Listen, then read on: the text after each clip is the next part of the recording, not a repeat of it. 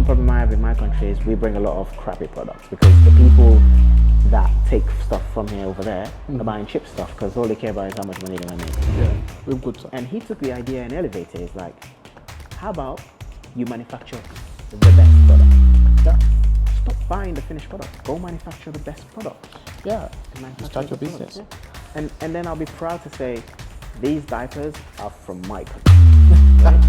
I would be. Yeah. I would It's be. made in Sierra Leone. Yeah, it's made in Sierra Leone, and it's This is gonna have good. it at the back, made in Sierra Leone, not made in China, It's a huge not made in step, man. Turkey. This is It's big. a massive step. Yeah, it's a very It's yeah, a it's massive big. because I'm going to, and if someone from China can take 10 grand, get a machine, go to a place like Sierra Leone, and start producing Pampers or diapers, for example, right? He's taking full control of that country when it comes to diapers.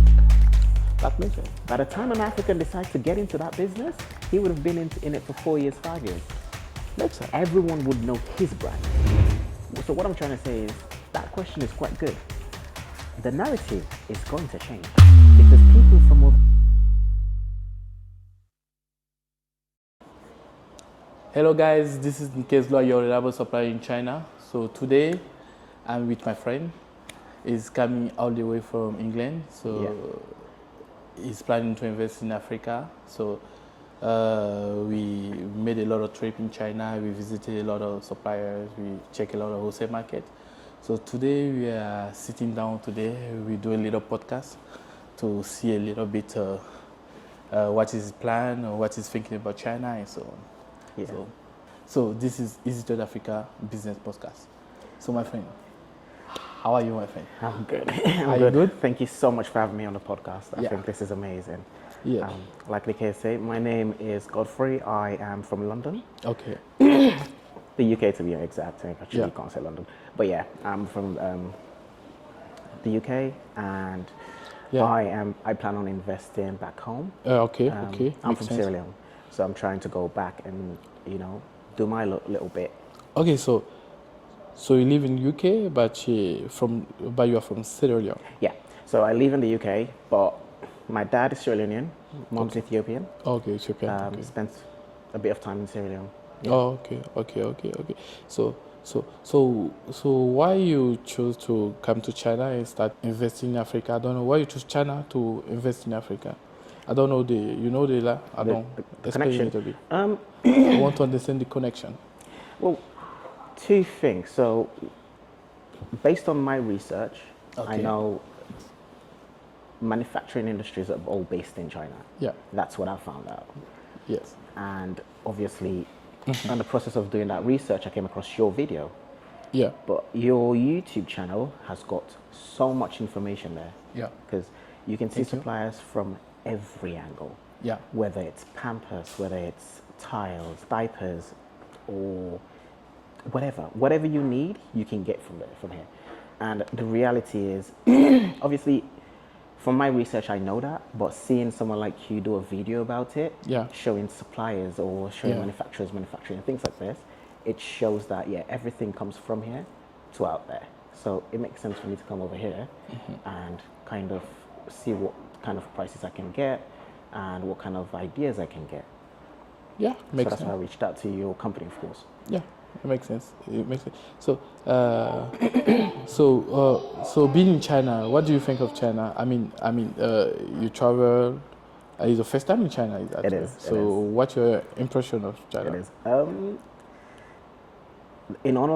The honest truth is, what I know is most times when you say China, people think cheap and people think bad product. Yeah. That if I'm being brutally honest, right? Any time you say, if you say to me, right, I got this stuff, I got it from China, I'm gonna look at you and think, okay, don't waste my time. Yeah. But the reality is, they manufacture everything you think is from the States or from the UK. Yeah. They manufacture it all. Yeah. And they've got different quality based on your pricing. So if you want good quality, they supply it. Yeah. Everything is from here. Yeah. So I think me traveling to China kind of opened my eyes a bit more. It did. All honesty, because my opinion of what China is cheap and products that won't last you. That's my opinion. that is what everyone thinks. Yeah, But in all honesty, exactly. it's not. If you can afford, you know, good products, they will manufacture good products. If you don't have the money for it, they can meet everyone according to their budget. Yeah. They can. That's an ability, I think. I don't think most countries have that. I think China has kind of taken the manufacturing industry to an entirely different level. It's not to compare. Absolutely not. So I think me traveling here kind of opened my eyes and gave me a bit more idea of what exactly is the reality of things. So yeah. Yeah, it's good. Yeah. Okay. So, so after when you arrived in China, the impression you had from China and what you had before, then the changement? What, in terms of business or just me traveling? Yeah, you traveling first. I wasn't expecting China to be this developed. Yeah. I don't know why I thought that. That's me just being that's ignorance in some sort of way. Yeah, right? Because I think, obviously, me being from Africa, me being African, the one thing you see on TV is Africa is poor, right? It's the same ideology I've kind of got about China, where it's cheap stuff, Yeah, cheap shops. things that break easily. Yeah. But that's not your truth. The roads, your roads are crazy, man. Yeah, the road, yeah. It was quite impressive because I'm from the UK, and our roads are nowhere close to what they've got here. Yeah.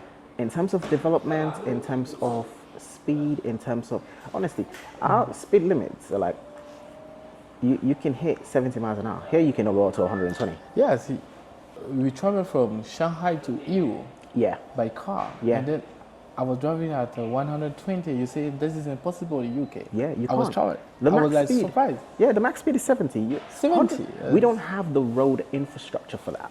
That's the honest truth. We don't. You can't find a road in the UK where you can hit 120, 120. 5 minutes straight. You're not gonna. No. That's it. Yeah. You're not gonna do that. Like a shock for you. It is. That is It's a shocking. massive shock because again, your buildings, your road construction is crazy. The road is. The place is just beautiful. Okay. It is beautiful, especially knowing.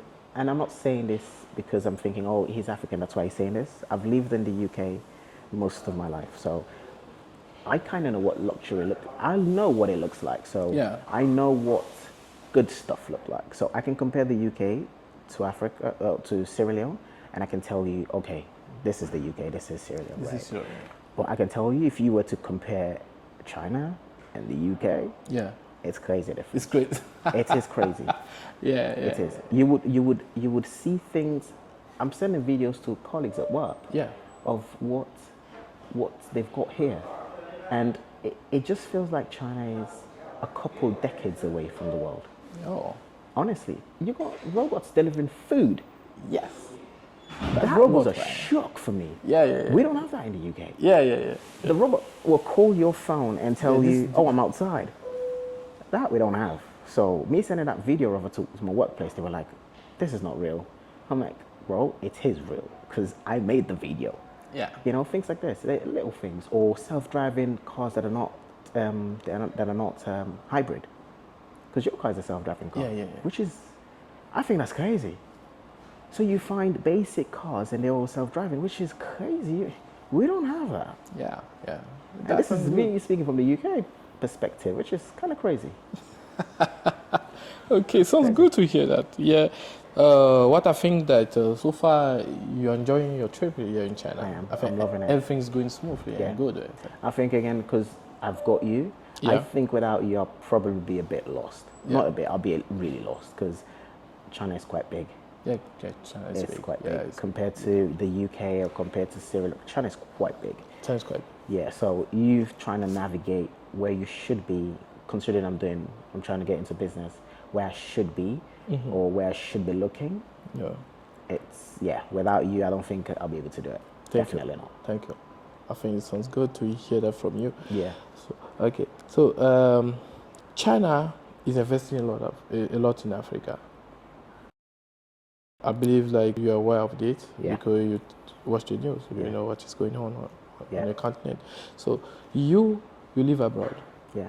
Why you choose to go back in Africa? But you know, in Africa, people will say that you are crazy to try to go back because over there people I mean, they're dreaming to go to UK right now. So why you choose to come in China to buy goods, to buy containers and ship it there to start a business? But why you don't do it in UK? Okay. So the reason, there's two things that made me want to go back home. The first thing is, in the UK, it's a developed country. It's a developed country. It is already developed. The things that are there to fix physically is minuscule Means okay. compared to back home. Okay. So when I went back to my country, I've got friends there. Obviously, I messaged one of them and saying, "Oh, why do you?" So we're on the phone, and he was like, "Oh, I'm going out. I'm going to go get a drink." And I said, "Oh, don't you have a vending machine in your office?" He didn't know what that is. I mean, most people do, some don't, right? So I think there's so much I can put, considering what I've seen, what I've learned, where I'm from, or where I've been. I think it makes more sense for me to go back home and invest in my country. Invest in your country. I think that's one of the reasons. It's, you can't do nothing in the UK. I mean, most things are already done. Yeah. I mean, and I wouldn't want to put all my effort and energy in, no offense, obviously, in another country where I can build my own, just develop my own country. So I want to go back and help my people. That's the main reason I'm going back. Everyone's got their own opinion, of course, but that's just my opinion. Okay, I see. So, from that point of view, what do you think of the business environment between China and UK for you? You're planning to invest in that. Sorry, say that again? I mean, from your point of view, what do you think of the business environment between China and UK? China, of course. China. I think you cannot buy products from the UK, if that's what you're asking, to send back to, for example, Syria to resell. You can't. Can't. Because it's like I said, if all the stuff are coming from here. Yeah, or so coming from China. They are coming from China. So the UK is already buying from China. Okay. So no point in me going back buying from the UK to send it to. Send to China. It doesn't make sense. No, because it will be too expensive. Yeah. So they have bought it here. China sent it over to the UK, and then I go back from the UK to send it back home. The price has already gone up. So I'm buying from a second party, which don't make sense. Yeah. So, okay. Like I said, everywhere, everyone, everything from every country comes from here. Okay. I don't think anyone should think China is way ahead. Okay. That's the honest truth, and everything comes from here. If you want to look at it, and I know this because I've been around with you. Yeah. We've been to manufacturers, we've seen them. Yeah. We know they supply over there. We know that the product has to come from here. So if you look at the UK, you wouldn't find manufacturing firms lined up. They're all based here. They're all coming from here. It's cheaper, they know what they're doing, and China is very innovative. They're quick on stuff. They take an idea, they spin it, they elevate it. They're quickly. Yeah. So they don't waste time. So I don't see why I would need to buy anything from the UK. It don't make sense, honestly. Don't do it. Come back here, contact people like Nick's. He will sort you out because he knows his stuff. Even if he doesn't, he will stay up all night, which he has been doing. Yeah. Just to find out what is going on. What's going on? Where can I get this? I don't know much about this market, or I don't know any suppliers. He will hunt all night. That's the truth. That's what you've been doing. Which I think is impressive. Yeah. It's a bit crazy, but you have to be crazy to move forward these days. So I think Trade Africa is moving into that position where they're trying to get Africa into that state where it's This is our goal. Yeah. I think that's one of the reasons I contact you, because it's like you've got big plans not for the people, but for the continent itself. You want the continent to be at a certain position, which is why I reached out to you guys. I think you make a point, because Africa need to invest. Yeah, they need to figure out a way, because me, I'm in China, I see how many Chinese are traveling to Africa daily. So the number of Chinese are traveling to Africa daily is a lot. So you can see broke Chinese. I mean, I cannot say broke, but the Chinese who doesn't have that much money, but he goes to Africa, he figure out a way, Yeah, yeah, and then yeah. Even and in, he's, yeah, he's getting and he's rich in Africa. it is. So I see it here in Shanghai every day. Even in Guangzhou, I see it every day. So I think we have to figure out a way to go back and try to do something with the knowledge you have from UK, and then the one you are getting in China. Even people in China, we study here, speak Mandarin, speak English, anything. Like try to invest in Africa, like to bridge that gap. You know, this is very important. Guys, yeah, we need to. Well, 100%. I think if you think about it, China's what 1.7 billion people. Yeah. And 1.7 billion people, you don't expect everyone to be working. So if someone can save 10, 20 grand, they will go to Africa where Africans are not willing to invest. They will do that. They will. They have to. They can't survive here because this place is so advanced, it's so ahead of time, and everyone is working. Everyone is hungry.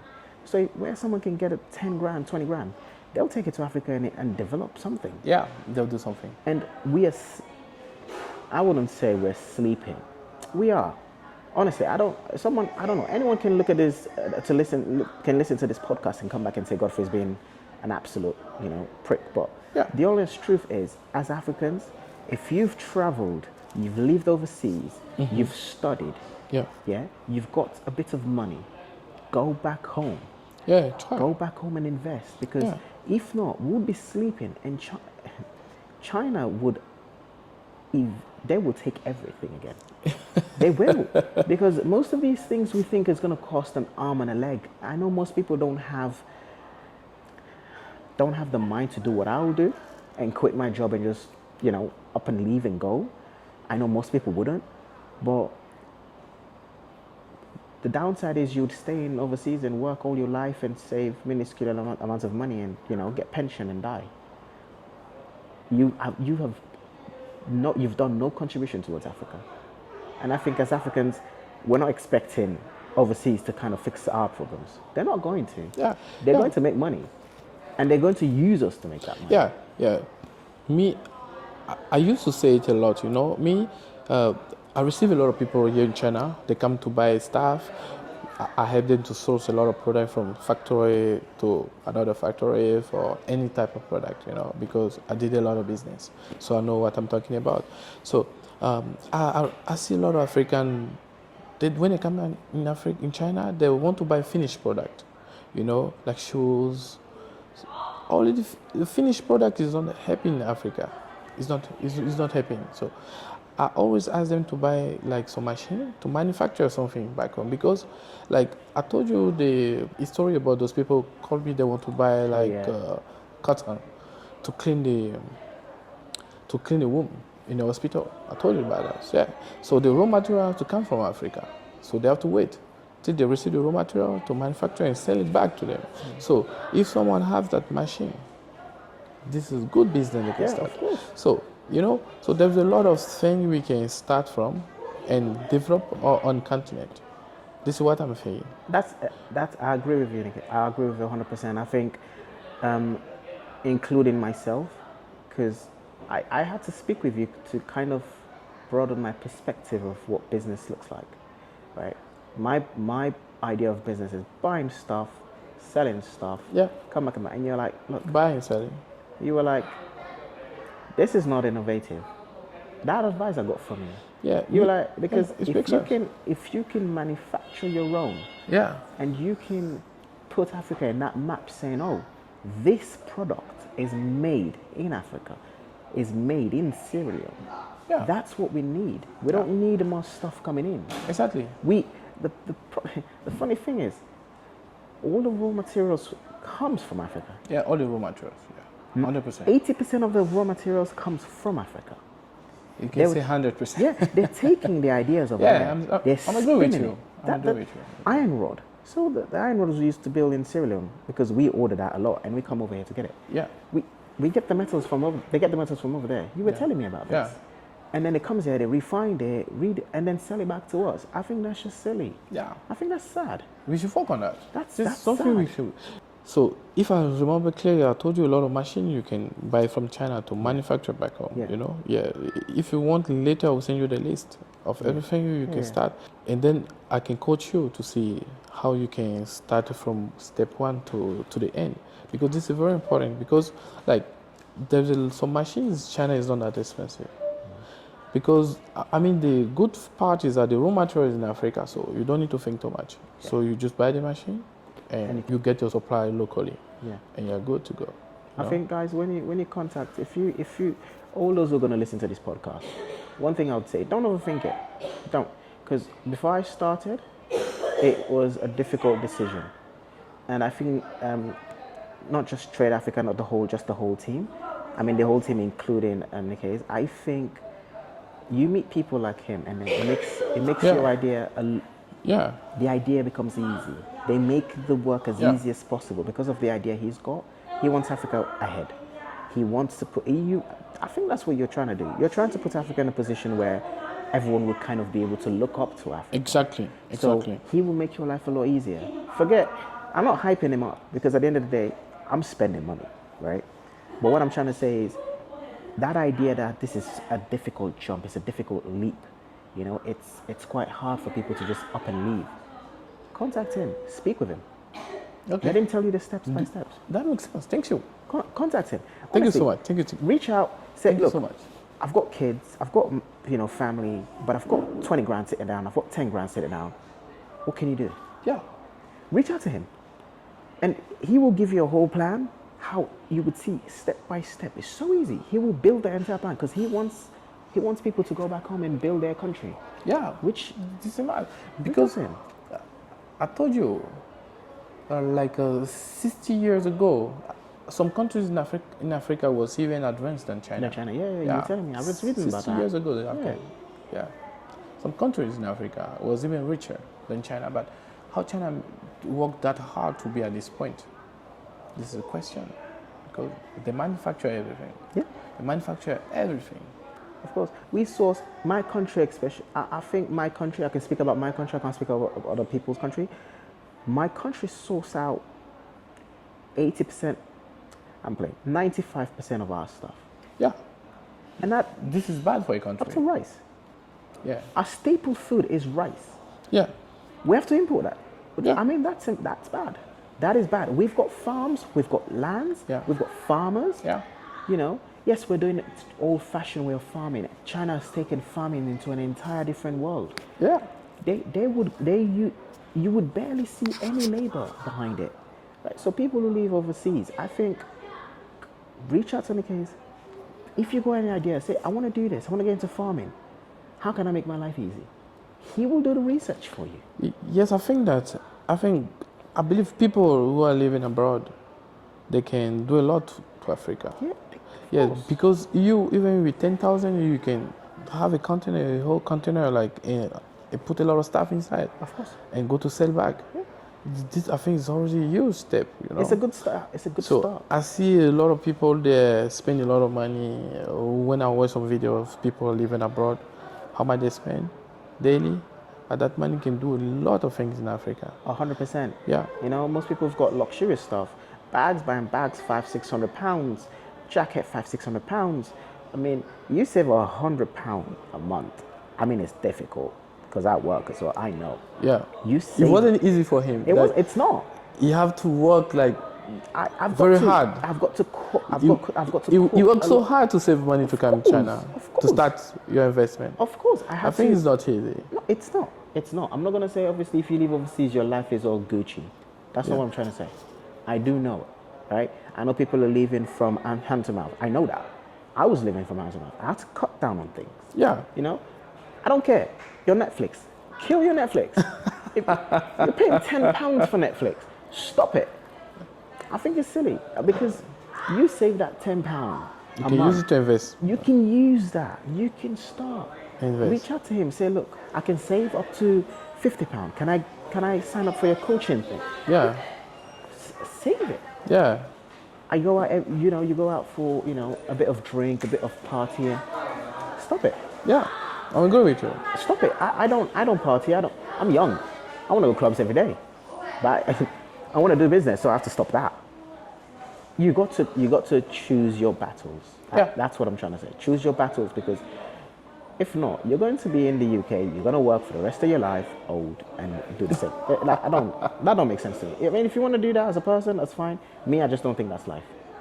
Okay, I think makes sense for what you said. So, what do you think that?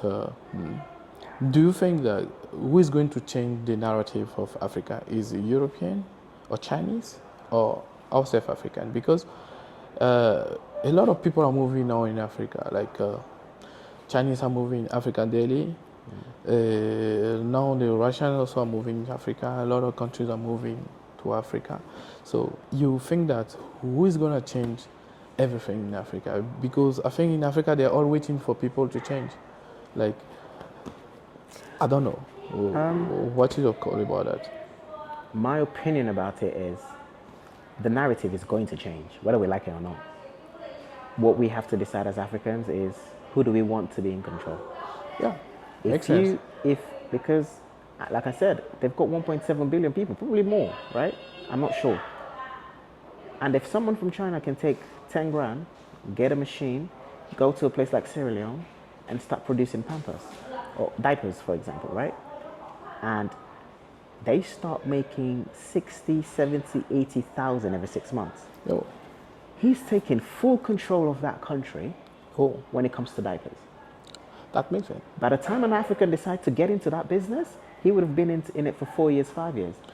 Makes sense. Everyone would know his brand. No one would care, oh, I've got this new brand, I'm an African. They don't care. You are too late to the party. So what I'm trying to say is, that question is quite good. The narrative is going to change because people from overseas, especially places like China, Russia, their country is developed. The competition is too high. Yeah. They have to go to places where there is no competition. And I find that very disrespectful for us to sit down for other people to come over in our country, right? And control it. It's going to change. So we as Africans, as we like to call ourselves diasporas, which I don't term myself that, but we have to go back and start. Yeah. So we want Chinese to come over and say, oh, they're already doing this business. Let's just join and see how we can support. That's what we want. But if we sit down until they bring the technology in, they start it, we're going to be left behind again. Yeah. We shouldn't allow that as Africans. Yeah, me being in China for so long, I know that there's something amazed me in China. China is that advanced because of manufacturer. Yeah. So right now, manufacturer are moving to Africa. So there, I think it's going to be good for Africa now to learn from those technology. Like they should have something like they transfer the technology locally. Like people also can learn from that, you know, because today you see in China, the whole world is manufacturing the stuff here in China. So now some factory also moving in Africa. So African also can learn from that and take the technology, innovate on it. Yeah, try to innovate it. I think that the most important also, African, we can try to also invest in our technology, you know. Like me, I'm from Ivory Coast, you know. Ivory Coast in Ghana, outbound country, we can supply the whole world in cocoa beans. You know, the stuff they're using to the chocolate. Yeah. We can supply the whole world on that. So if we have a strong manufacturing, that might be good, because sometimes I talk with some Chinese, they want to buy the raw material, the cocoa beans from Ivory Coast. So we do business with them. I think that if the government can also help, to have a system to manufacture those products locally, that would be good. But even if it's not a 100% finished product, like it's semi-finished product, like half semi-finished product, that would be also good. Yeah, you know, of course. At least we are starting. Yeah, but we cannot send the whole raw material like this. So I think if those two countries they unite, that would be crazy. Yeah, I mean, there's so many countries. I just think Africans, we need to wake up, because no one wants to open a business in China. I don't want to open a business in England. I mean, I would like to, but the market is so hard. Everyone is pushing, right? The country is so evolved, right? It's where everything is already done. And the labor cost in England is going to cost you an arm and a leg as a business owner, right? Yeah. this is what people are seeing over here. People from here, they know that. You know, where they would have to pay someone $1,500 or pounds to do a certain job, they pay anyone in Africa $200, and you'd feel like you're the richest man in the world. So that's the reason why you're investing in Africa. I mean, but that alone shows where Africa is, because if you have to pay someone $200 a month and they're excited, they're so rich, and they're so excited to do the job, it shows where we are. Yeah. It shows where we are. We're behind. We need to wake up, because all I'm saying is we need to go back to our individual countries and do something. I know we think it's small, it won't do no change, it will. Because one person does it, the next person will follow. It's a chain reaction. So that's why we have that training. You remember that training, right? The one we started. Yeah. So, like I said earlier, guys, like, it doesn't have to be complicated. Yeah. For me, when I first did it, I made the decision without any help. I sat down and said, I want to do business. I'm going to quit, find someone and do it, right? You don't have to do that, right? So that's why Nikkei's program came in, because what his idea is, most people are scared to start, because the starting is always the scary bit. Yeah. It's always the big bit. Yeah. You know, reach out to him. Tell him, look, I've seen your video, I've seen your podcast. Have a look at his YouTube channel. You'll see him post manufacturers upon manufacturers. Yeah. Right? Reach out to him, say, look, I've got 10 grand and I want you to coach me on how I can invest in my country. I'm from here. Exactly. This is my country. I can do this. He would do the research. He would coach you. Exactly. Whatever you have to pay him, or whatever you have to do it, because that 10 grand is going to sit in your account and depreciate. It's not being invested. It's, you know, the economy is going up, so your money is getting less value. Why not invest it back home? So Nikkei is going to start a program, and I think anyone who, whether you've got the money or not, invest in it. Yeah. Because it's better to be prepared and not have the money than to have the money and not be prepared. So prepare yourself. It is. That is a good one. It is. So reach out. If you go 1,000 and then he's saying, look, my program is, I don't care what his program is. I don't know what it is now because he hasn't. But reach out to him, ask him how much it will be, invest in it, learn, know what you're supposed to be doing, and then start working towards your money. Yeah.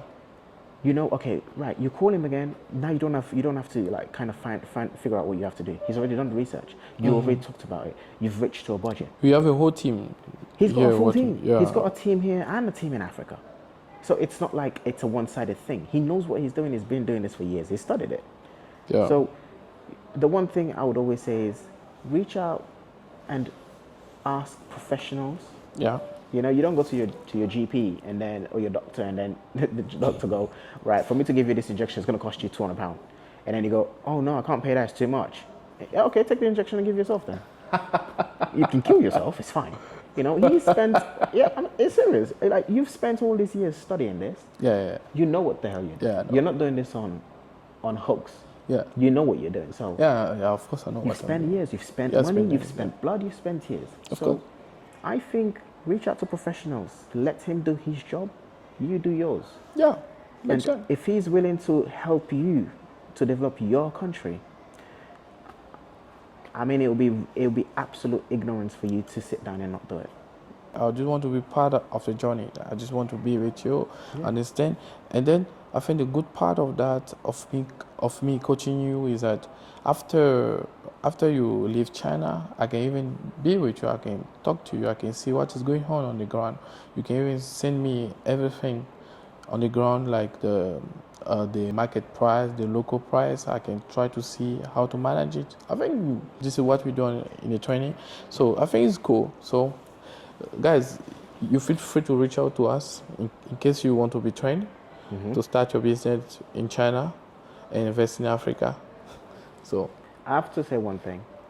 When you get into the business, that's the first thing he told me when I came in. He says, if you want to get your country to a certain level, forget about what kind of money you're going to be making. Yeah. That's the truth. Yeah. So when I go here, it's, okay, how much profit am I going to make? How much? That's he was so focused on the profit. Yeah, That's old way of that's the oldest way of thinking. It's backwards. It's good to start a business and think about the profit, but think about how are you going to change? How you going to improve? What solution are you? I mean, what problem are you solving? Exactly. This is what you have to focus on. Exactly. The problem you are solving. Once you solve the problem, you will be rich. Because you came in China. Okay, if you allow me to say it online. Of course. Okay, you came in China to buy diapers. Yeah. You know, I say okay, diapers is very good business, but you better start to manufacture that locally, because that you have a huge market, because your country is in West Africa. Yeah. A lot of people from West Africa, they can start buy directly from you. So that will give you business and you will be a leader in the market locally. This is also a good start. Yeah. No? Yeah. Yeah. So is that. So you should think on that. That will help you. That's what I'm saying. Like, you see what I mean? So my idea coming in is, I want to buy this product, sell this product to make this money. Yes, I want to sell it cheaper. I want to bring good product into the country, because my idea was bring the best product I can into the country that will make me profit. But then, because the one problem I have in my country is we bring a lot of crappy products, because the people that take stuff from here over there are buying cheap stuff, because all they care about is how much money they're going to make. Yeah. Right? I want to bring good stuff, make a bit of profit, but good stuff. With good stuff. And he took the idea and elevated it. He's like, how about you manufacture the best product? Yeah. Stop buying the finished product. Go manufacture the best product. Yeah. And then instead of spending 10K this time, yeah, you can go to 20K or 30K, but you afford a machine. Yeah. And you try to find a raw material, and then you start your business. Yeah. And then I'll be proud to say, these diapers are from my country, right? I would be. Yeah. I would be. It's made in Sierra Leone. Yeah, it's made in Sierra Leone, and it's going to have it at the back, made in Sierra Leone, not made in China. It's a huge not made step, in Turkey. Man. This is it's big. a massive step. Yeah, it's a massive, because I'm going to pour everything I have on it to make it the best product I can to beat the. Yeah, I totally agree with you. And at the end of the day, the raw materials comes from Africa anyway, so it's going to be cheaper for me. Yeah, I'm going to sell it cheaper in my country. Guys, this is the best investment. Start manufacturing locally. Manufacture it. Yeah, start to do that. Don't have the money, it's fine. Don't have the money, reach out to him anyway. Yeah, join get the idea. Get the idea. Yes, you join our program, you tell us your budget, you tell everything, we see how we can find the best investment for you. Exactly. Based on also what you have, and based on your country. And you don't need to have money. I'm pretty sure if you join the program, you don't need to have the money in hand. Yeah. But learn. Let him do his work. Say, look, I want you to coach me. How much would I need together? And then he will tell you, I've done the research. It's going to cost you 10 grand. Yeah. It's going to cost you 20 grand. And then 50 grand. How long would it take you to get to that money? Yeah. And then if you say, oh, it's going to take me 5 years, he will probably help you sit down and then find another way around it, which is what he's doing for me anyway. So, guys, stop sleeping. It's true. Stop sleeping. So, guys, it's cool. So, I think it's great. I think it's very good talking to you. Like, so we went to Yiwu market. What do you think of that market? I think it's big, right? It's massive. You think it's big? They've got districts and market. I think after you've invested or you've had a word with him and then you've started your business, sacrifice and come with him in China and see what I'm talking about, because it will change your perspective of what you think life is. Yeah. We think we know what markets or what a mall looks like. Yeah, okay. The malls here are like countries. It's very big. They're crazy. Huge market. Yeah, the market is crazy. Yeah. You walk into a market of tiles, you would walk for hours. Yeah. Hours. Yeah, it's very big. So, guys, wake up, go back home, invest in your country. Exactly. Don't sit down and work for the rest of your life. Okay. I think it's cool. I think that, guys, so I think we will stop here. Or if you have something to add to the podcast, you're free to listen to you. The one thing I'll say is don't get scared. Don't, because you've lived your whole life up till now, today, when you heard that podcast, right? And you've been doing the same stuff. You've been doing the same things. If you don't change what you've been doing, you'll always get what you've got. Oh. So, this is deep, man. It is. If you don't change what you've been doing, you get the same results. Yeah. And I think if we want to be able to stop what's going to be happening to Africa in the next 2-3 years, we as Africans have to wake up. Because Yeah. I'm telling you, there's no, everyone who's Chinese or they're taking their shit and going. They built an entire road in my country, and the contract was given to Chinese. And they did it in like a year. It's because they give it at a good price. They're giving good price because they know the technology. They're giving good price. Yeah. I'm telling you. And they have like 10, 20 grand. They've bring the machine that can do everything quicker than you can. Yeah.